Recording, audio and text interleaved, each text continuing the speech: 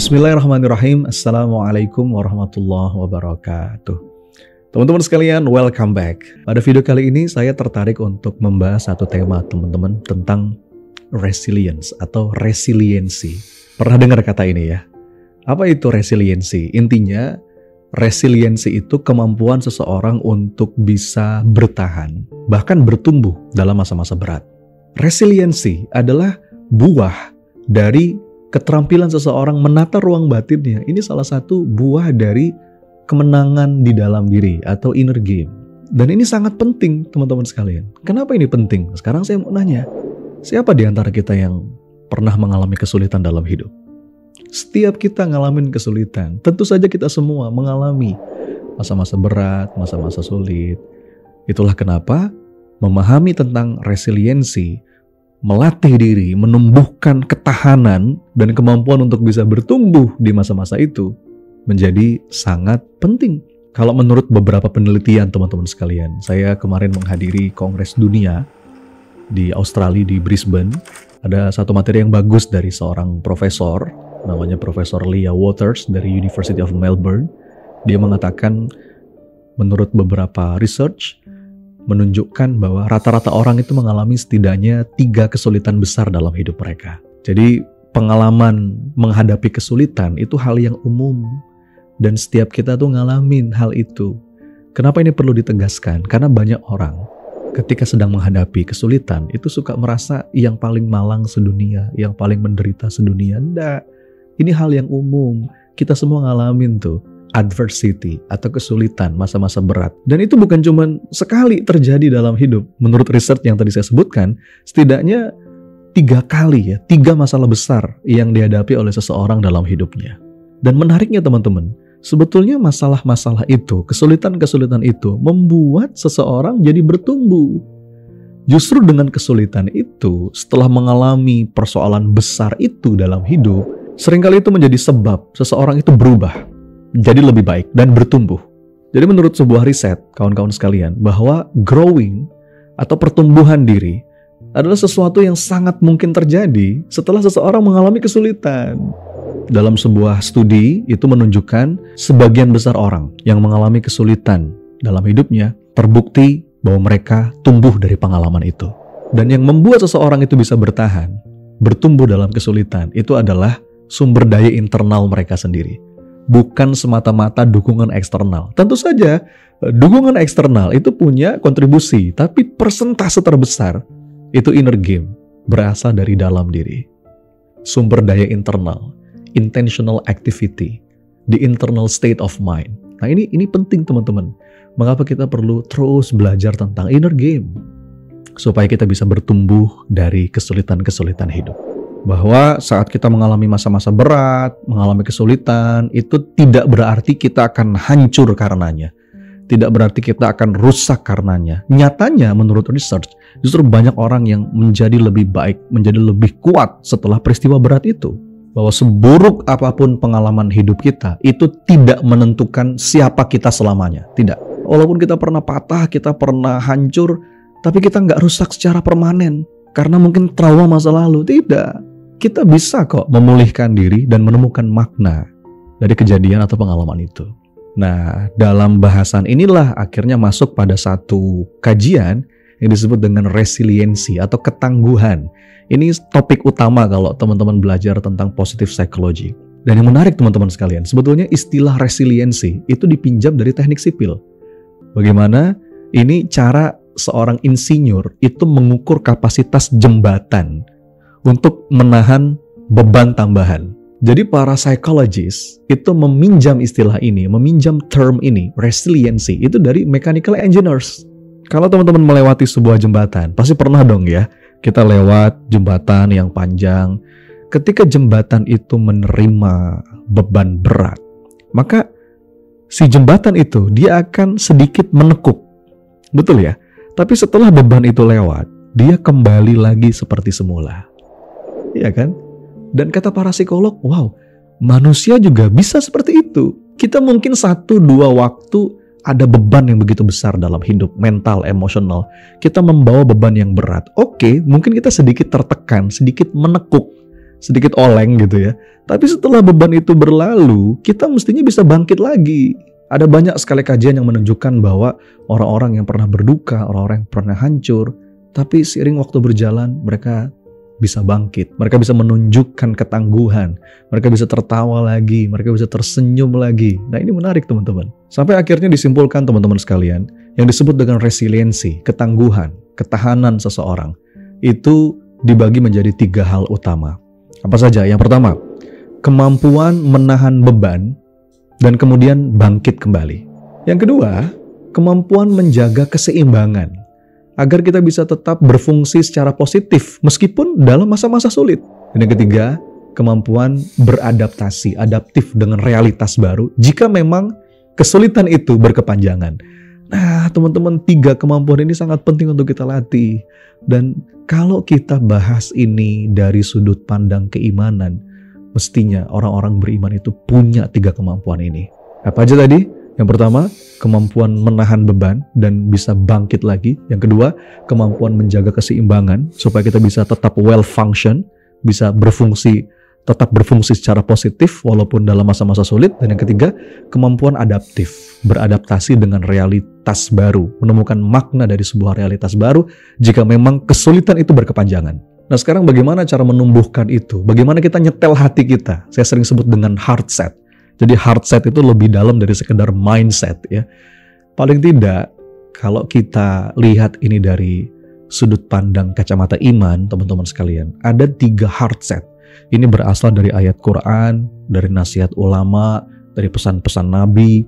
Yang ini perlu kita hujamkan kuat-kuat supaya kita punya resiliensi, supaya kita punya ketangguhan dan ketahanan, dan kita bisa bertumbuh setelah mengalami kesulitan.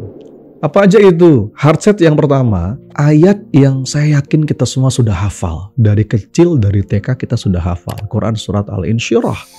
Ya. Ini indah banget teman-teman. Bahwa kesulitan itu memang merupakan bagian dari kehidupan. Nggak ada satupun orang yang nggak pernah merasakan sulit. Dan Quran itu memberikan kita sebuah inspirasi. Sebuah ayat-ayat yang wajib kita install dalam diri. Kita hujamkan kuat-kuat. Dan ketika kesulitan itu hadir, ayat ini menyala dalam hidup. Ayat yang mana? Fa inna ma'al usri yusra, inna ma'al usri yusra.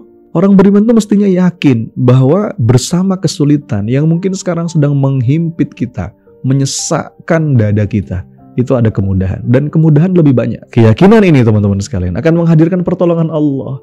Dan ini tidak akan menambah keterpurukan kita. Jadi bagi siapapun yang sekarang sedang merasa sulit, maka supaya kita mampu bertahan dan bertumbuh dari kesulitan, ingat ayat ini. Perhatikan ayat ini. Get connected. Sambungkan jiwa kita dengan ayat ini. Dan para ulama tafsir itu menyampaikan menarik sekali. Dalam ayat ini sekilas seperti pengulangan ya. Fa inna ma'al usri yusra. Inna ma'al usri yusra. Sekilas pengulangan. Kalaupun cuma itu yang kita tangkap, itu aja udah jadi kabar bahagia. Kenapa? Karena yang namanya pengulangan itu penegasan. Allah ingin menegaskan bahwa bersama kesulitan itu ada kemudahan. Mestinya kalaupun sebatas itu yang kita tangkap, itu udah jadi kabar bahagia buat kita. Ini sebuah kaidah hidup yang sangat indah. Tapi ternyata lebih dari itu, ada pemaknaan yang lebih detail, yang lebih dalam. Bahwa kata para ulama, ketika mengamati ayat ini bukan pengulangan. Kenapa? Karena ketika menyebutkan kesulitan, Allah menggunakan alif lam, al-usri. Tapi ketika menyebutkan kemudahan, tidak ada alif lam. Yusra saja, bukan al-yusra. Kata para ulama, jika ada alif lamnya, itu namanya ma'rifah. Sesuatu yang definitif. Kesulitannya itu definitif. Al-usri. Sesuatu yang jelas, mana yang dimaksud, mana yang ditunjuk. Sedangkan kalau tidak ada alif lam, itu artinya nakirah. Tidak definitif. Jadi maknanya, al-usri itu kesulitan yang jelas. Jelas barangnya, jelas wujudnya, mana yang bisa ditunjuk, kesulitan yang itu. Tapi sedangkan yusra tanpa tanpa alif lam, itu kemudahan yang tidak definitif, yang artinya bisa dari mana saja, potensinya lebih banyak dan lebih luas.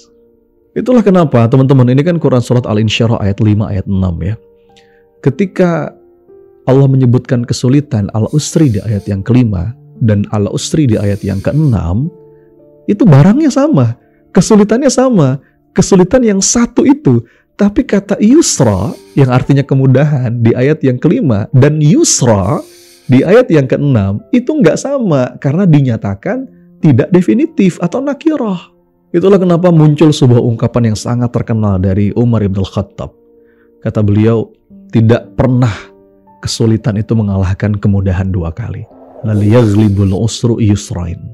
Tidak mungkin kesulitan itu mengalahkan kemudahan 2 kali. Setiap kesulitan itu diapit oleh kemudahan yang lebih banyak. Bahkan kalau kata sahabat mulia Abdullah bin Mas'ud radhiyallahu anhu, ini seorang ahli Quran dari kalangan sahabat Nabi SAW, dia mengatakan seandainya kesulitan itu masuk ke dalam sebuah batu, maka kemudahan akan mengejarnya masuk juga ke dalam batu itu. Jadi teman-teman, kalau kita ngerasa hidup saya banyak kesulitan, banyak masalah A, B, C, D, taruhlah ada 50 kesulitan, maka demi Allah saya yakin, dan ini mesti kita yakini, kemudahannya lebih banyak dari itu. Kalau ini betul-betul kita resapi teman-teman, hard set ini, kita akan tangguh, kita mampu bertahan dalam keadaan berat dan sulit sekalipun. Bahkan lanjutan ayatnya kan, فَإِذَا فَرَغْتَ فَانْصَبْ وَإِلَى رَبِّكَ فَارْغَب. Teruslah bergerak, teruslah berkarya. Tuntas satu karya, tuntas satu amal, bergerak lagi, beramal lagi. وَإِلَى رَبِّكَ فَارْغَب. Dan hendaklah hanya kepada Rabb-mu engkau berharap. Nah, teman-teman, kemana kita menyandarkan harapan itu sangat menentukan resiliensi kita, sangat menentukan ketangguhan dan ketahanan kita dalam menghadapi sebuah persoalan. Maka gantungkan segala amal, segala karya, segala apapun aktivitas kita hanya kepada Allah. Jangan pada yang lain. Jangan berharap kepada manusia, jangan berharap pada benda, jangan berharap kepada makhluk, tapi hendaklah hanya kepada Rabb-mu engkau berharap. Itu yang akan membuat kita nyaman. Itu yang membuat kita nggak mudah jatuh di tengah perjalanan. Itu yang akan membuat kita terus berjalan. Kita nggak lelah menunggu apresiasi, penghargaan, ucapan terima kasih dari makhluk. Karena kita berharap kepada Allah. Saat seseorang berharap kepada Allah, dia punya ketangguhan yang luar biasa teman-teman. Resiliensi. Ada masanya kita lelah, wajar. Hidup ini tempatnya lelah. Kalau orang beriman lelah, orang-orang kafir juga lelah. Kalau orang-orang baik lelah, orang-orang yang jahat juga lelah. Kalau orang-orang yang dermawan untuk kebaikan itu lelah, orang-orang yang menghamburkan hartanya untuk kemaksiatan juga lelah. Hidup ini memang tempatnya lelah. Kita pasti ngalamin penat, sakit, capek dalam hidup. Orang-orang zalim juga ngalamin itu. Bedanya apa? Kita punya harapan kepada Allah. Dan itulah yang merecharge resiliensi kita. Dengan kelelahan itu, kita berharap kepada Allah. Kebayang ya teman-teman ya, kondisi jiwa seperti ini akan membuat seseorang itu tangguh dan punya ketahanan diri yang luar biasa. Dan hard set yang kedua, yang perlu kita install dan hujamkan kuat-kuat dalam diri adalah Quran Surat Al-Baqarah 216. Di ujung ayatnya indah banget, ini juga ayat yang populer. Allah mengatakan, وَعَسَىٰ أَن تَكْرَهُوا شَيْئًا وَهُوَ خَيْرٌ لَكُمْ وَعَسَىٰ أَن تُحِبُّوا شَيْئًا وَهُوَ شَرٌ لَكُمْ. Boleh jadi kamu nggak seneng sama sesuatu, padahal itu baik bagimu. Boleh jadi kamu senang sama sesuatu, padahal itu nggak baik bagimu. Wallahu ya'lamu wa antum la ta'lamun. Allah yang tahu, kamu nggak tahu. Jadi teman-teman, ini mentalitas orang yang beriman. Artinya, dengan kacamata iman, kita selalu bisa menemukan kebaikan dan keindahan dalam sebuah keadaan, dalam sebuah kejadian, walaupun kita nggak senang, walaupun kita nggak suka. Dan hard set yang ketiga, watilkal ayyamu nudawiluha bainan nas. Kita memahami pergiliran musim dan roda kehidupan. Ada kalanya di atas, ada kalanya di bawah, ada kalanya malam, ada kalanya siang. Biasa aja, jangan menolak perubahan. Izinkan perubahan itu datang pada diri kita. Izinkan siang dan malam berganti. Punya uang, gak punya uang, sehat, sakit, susah, senang, itu bergiliran. Datang dan pergi dalam hidup. Jangan gentar hanya karena kondisi hidup kita terbolak-balik. Kadang kita di atas, kadang kita di bawah. Bagaimana kita tahu di atas itu lebih baik daripada di bawah? Kalau lebih enak, iya. Sehat, kaya, itu lebih enak. Yes, tapi belum tentu itu lebih baik. Dan Allah yang paling tahu apa yang terbaik untuk hambanya. Maka teman-teman, jadilah manusia segala musim. Dalam situasi hidup bagaimanapun, tetaplah berikan yang terbaik dengan ikhlas. Dan berbahagia apapun kondisinya. Dan ini kunci yang sangat indah. Hard set yang sangat penting yang perlu kita hujamkan kuat-kuat. Supaya kita punya resiliensi. Dan ayat-ayat ini kita hujamkan di dalam jiwa kita. Sebagai modal untuk memenangkan inner game kita. Mudah-mudahan bahasan singkat ini menginspirasi dan jadi motivasi untuk kita bersemangat menjalani setiap gerak langkah kehidupan. Sampai jumpa dalam bahasan selanjutnya. Saya Sony Abikim, barakallahu fikum.